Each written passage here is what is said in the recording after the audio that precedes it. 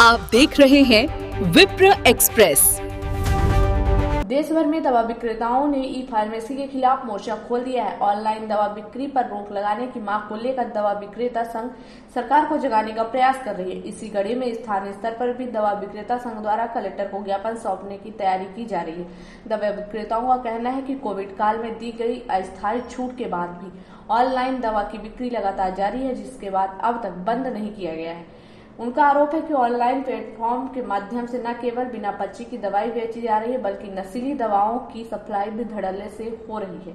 इसके अलावा कई प्रतिबंधित और अमानक दवाओं की बिक्री भी ऑनलाइन हो रही है, जो आम जनता के स्वास्थ्य के लिए खतरा बन सकती है। विक्रेताओं ने यह भी आरोप लगाया है कि जहां एक ओर स्थानीय दवा दुकानों पर ड्रग विभाग द्वारा लगातार कार्रवाई की जा रही है, वहीं दूसरी ओर ऑनलाइन दवा कंपनियों पर कोई सख्ती नहीं दिखाई जा रही है। इसे लेकर उन्हें सरकार पर दोहरे मापदंड अपनाने का आरोप लगाया है। दवा विक्रेता संघ ने चेतावनी दी है कि यदि जल्द ही ऑनलाइन दवा बिक्री पर नियंत्रण नहीं लगाया गया तो बड़े स्तर पर आंदोलन करने को मजबूर होंगे। उनका कहना है कि मरीजों की सुरक्षा और दवा वितरण की पारदर्शिता बनाए रखने के लिए ई फार्मेसी पर सख्त नियम लागू करना बेहद जरूरी है। मामला ये है कि ई फार्मेसी के विरोध में हमारी all India organisation of chemist and druggist के आह्वान पर ई फार्मेसी के विरोध में आज पूरा भारत देश के साथ साथ हमारा जिला भी बना।